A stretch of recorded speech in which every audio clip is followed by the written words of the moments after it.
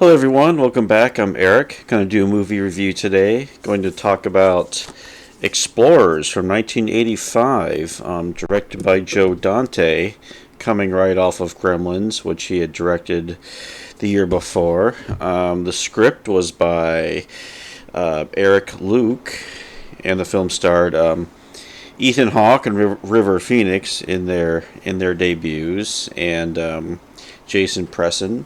Also have Dick Miller in here, and Robert Picardo, some of the players, frequent players in Joe Dante films.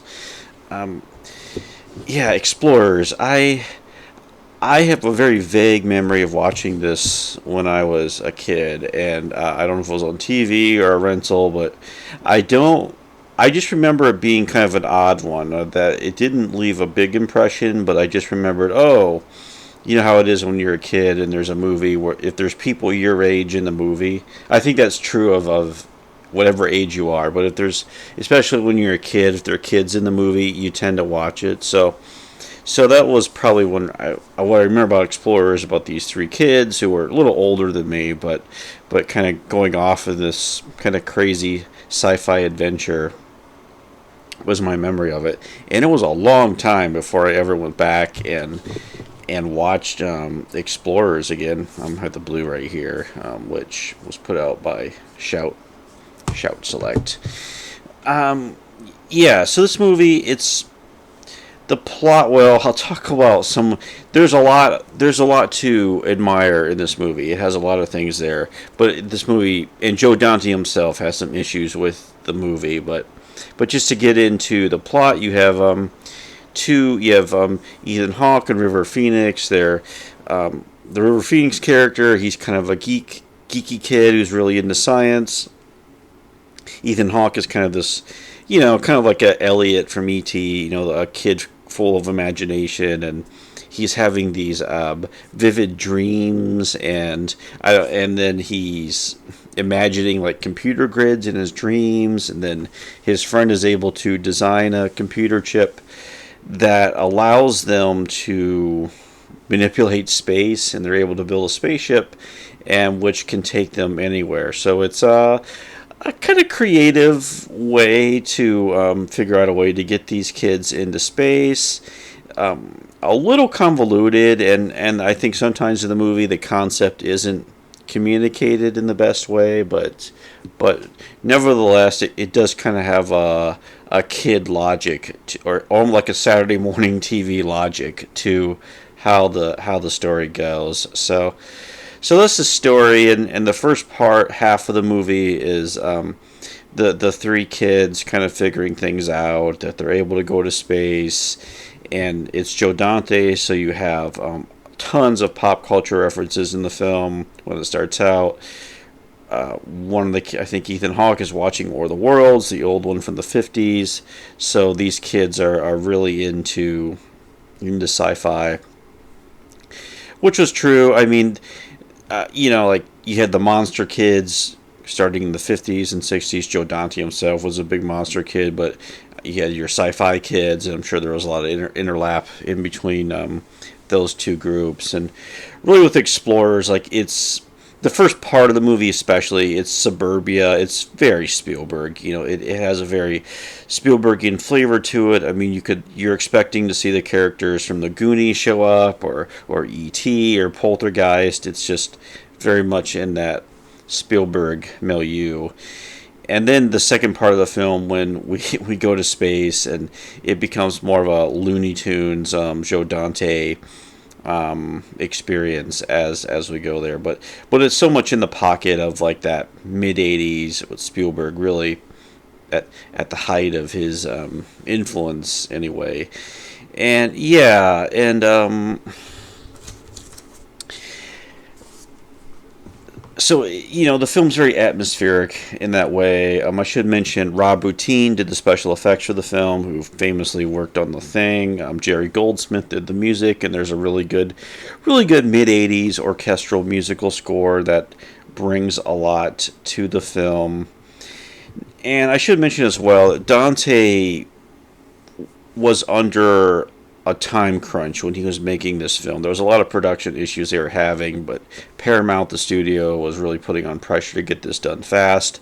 This film came out like a week after Back to the Future, and really this is the summer of Back to the Future, so Explorers didn't do too well at the box office.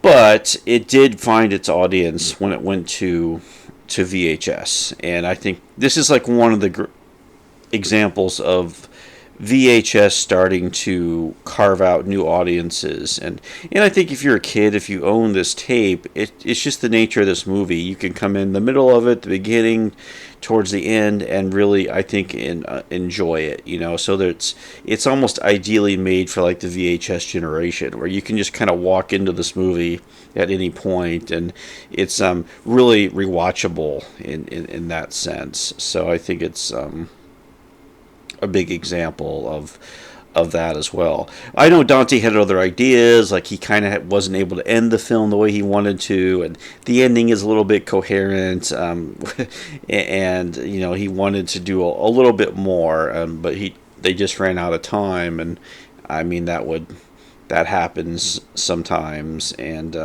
so it was unfortunate. The vision wasn't fully realized, but we do get some good stuff in here, and and I really think like it's James Cromwell's in here as well. He plays the father, I think, of the River Phoenix character. Just to add that in, but I think like it seems like today, like Pixar has kind of moved in on the fantastical sci-fi movie with kid characters, but in the 80s it was more live action characters. Like this is like the Never Ending Story era, like I mentioned Goonies, it's all live action stuff with kids, and it seems like Pixar does a lot of that these days. I mean, you had the Super 8, the J.J. Abrams film, that was like 15 years ago already, and Stranger Things, of course, the TV show, which is a huge show.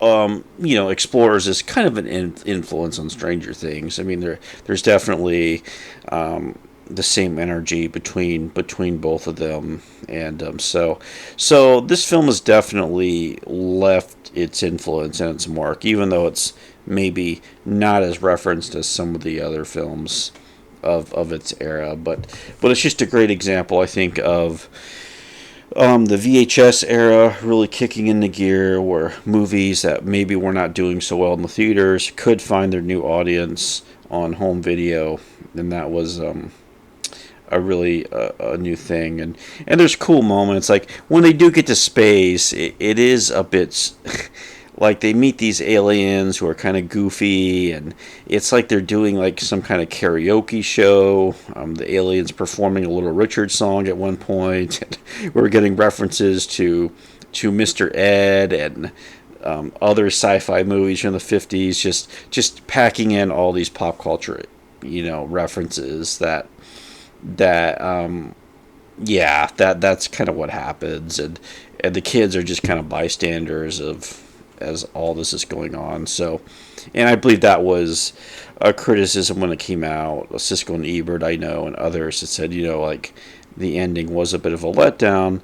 But I think if you come in with different expectations, it's just kind of this fun little goofy adventure with these kids, and and let's just leave it at that. It doesn't have to be anything transcendent or anything like that. So yeah, I think those are my thoughts on Explorers.